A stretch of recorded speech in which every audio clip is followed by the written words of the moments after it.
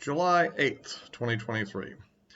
In this video, I want to get into the basic issue of why the Democrat Party is an ongoing disaster for the United States.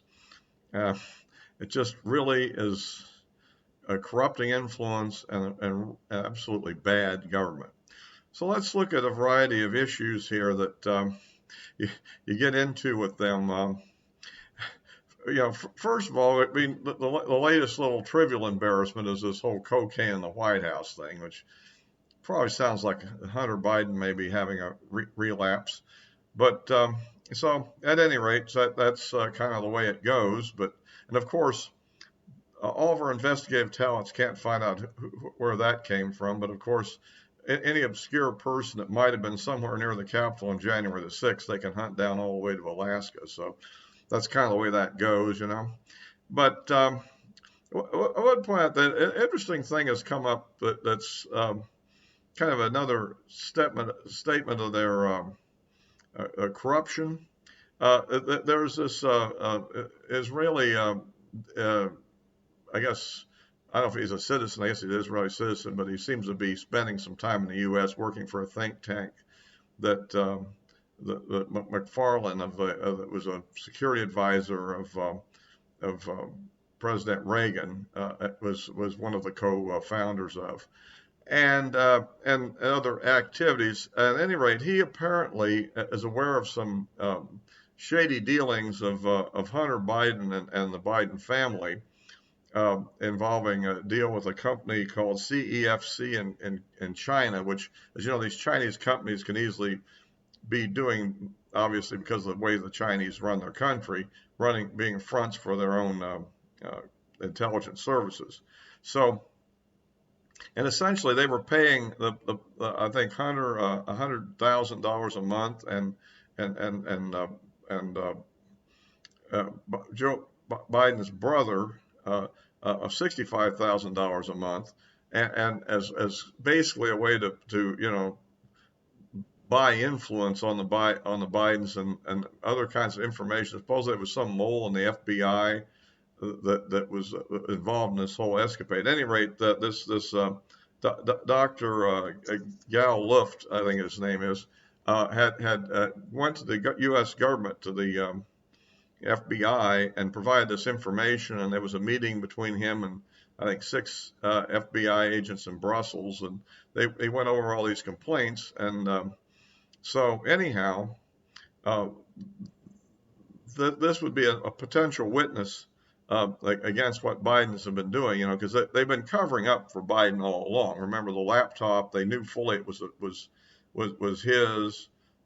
really Hunter's laptop, but they sat back and said nothing while false information was put out that it was actually Russian disinformation. We've already heard that story.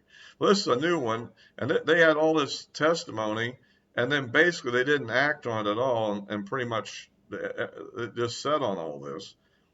So then what happens next is of course Republicans get in, and now they put out a warrant for his arrest, and they claim that he was trying to, the Foreign Agents Registration Act, and they're claiming he was trying to sell Chinese weapons to certain Middle Eastern countries, crazy stuff like that. At any rate, he denies he's guilty of any of it, but the point is that the main purpose of these charges apparently was to prevent him from coming and testifying to the House Judiciary Committee or the Oversight Committee, either one, about these issues.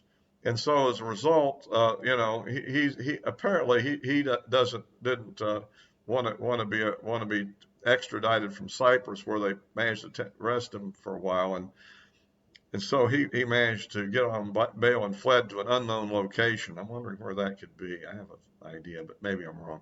At any rate, he's in hiding somewhere. And anyhow,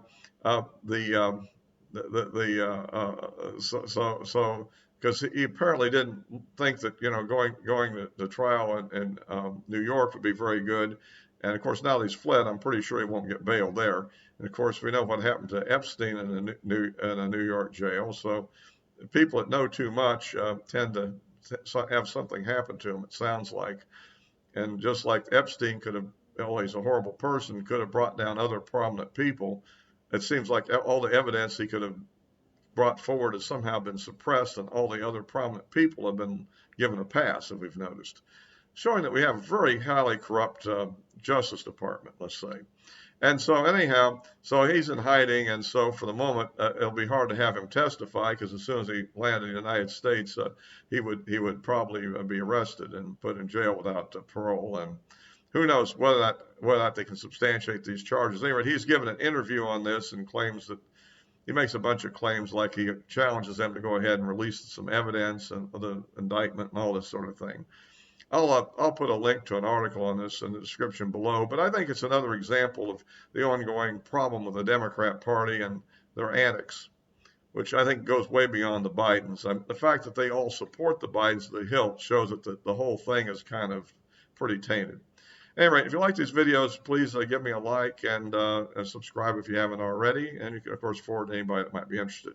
So that's just one of the things. Now, we of course, like I mentioned, you have the ongoing farce that they can't get solve this current problem. And then, of course, we have the soft charges, that the diversion thing on the gun charge that they have on Hunter Biden, and reducing his clearly felony level tax evasion charges to mere misdemeanors.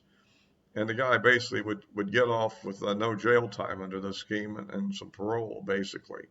But so if that's before a judge, and we're waiting to see whether or not the judge steps up the plate and rejects this deal or not. Now, of course, if they reject it, there's a possibility, I guess, they could either just drop the charges completely, or it could go to trial. And again, if it goes to trial in Delaware, I wonder what would happen there. I'm not confident they'll be able to get a conviction even if he's guilty. Oh, they might. You never know. I mean, especially when you have a Justice Department that really is not keen to prosecute. They could certainly throw the case in various ways, I'm sure. But so anyhow, that's another aspect of the situation. And of course, then we have their crazy energy policies. We shouldn't miss that. I mean, that's another part of their ongoing disaster. And now I understand they're putting more restrictions on the current power plants, the remaining coal plants, while they're increasingly pushing electric cars to replace gasoline-powered vehicles. And of course, at the same time, we're basically putting a heavier load on the electric grid. We're trying to actually put more pressure on the sources of electricity, which is kind of a flawed line of thinking. And I would point out that, going back to liberals overall, way back for 40-some years, that they pretty much had shut down the construction of new nuclear plants by the early 1980 period. Basically around 1980, pretty much shut them down, and no new. I think there's been one or two, but very few new nuclear plants this whole period. Where if we'd been building nuclear power plants over those years, we would have a low zero emissions energy sources to power this grid. But if we're going to go to renewables, which will prove to be somewhat unreliable as consistent sources of power, because in low wind conditions or at night, the solar doesn't produce anything at night, and even under various weather conditions, cloudy conditions, there'll be variations in the amount of energy it can produce. So we're going to have a very unreliable energy situation, and these incompetent people are continuing to push this line of thinking. Certainly, we ought to produce a large amount of new nuclear power plants before we even consider going to these sort of measures, if in fact we need to go to electric cars anyhow. And are trying to force these things on the public, which will be more expensive and have other issues, of course. So, at any rate, that's just another example of I think the not only corrupt Democrat Party, but incompetent as well, and very dangerous ultimately. So that's another reason why we should not vote Democrat. And I think that the thing I tend to critique the Republican Party on is that they're not really hitting home across the board of just how dangerous the whole Democrat agenda really is.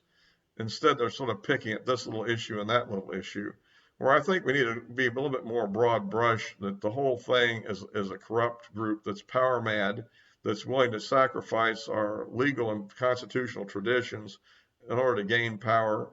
They're talking about undermining the Supreme Court to get their their results, regardless of what that means for the future of constitutional law and so forth. So anyhow, that's kind of what I think about the whole deal. And of course, the latest little interesting development is that that they've just decided, after years of fighting against cluster munitions, largely because of the dud rate and the fact that these leave bomblets behind that don't explode when they're first used, and later on civilians, particularly children, can end up playing with them and blowing themselves up, or innocent farm machinery can be just damaged or whatever. I mean, it's a real nuisance having these things laying around. In fact, it's a bit of a nuisance to attacking troops actually that follow up after these things have been used and going to those areas. So at any rate, after all this fighting against this, they've decided to send cluster munitions into the Ukraine war now. So,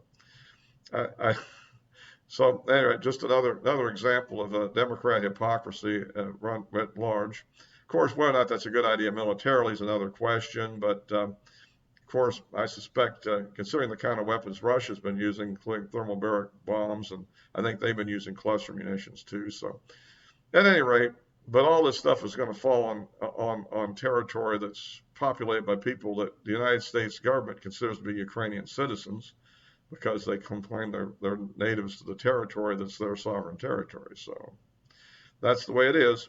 Anyway, so that's about it for this time. But I just want to kind of run through the mayhem that the Democrats are putting on us all, and so I'll be, of course, posting this on Rumble in addition to here on YouTube, and of course the links to my social media accounts are in the description below. So until next time.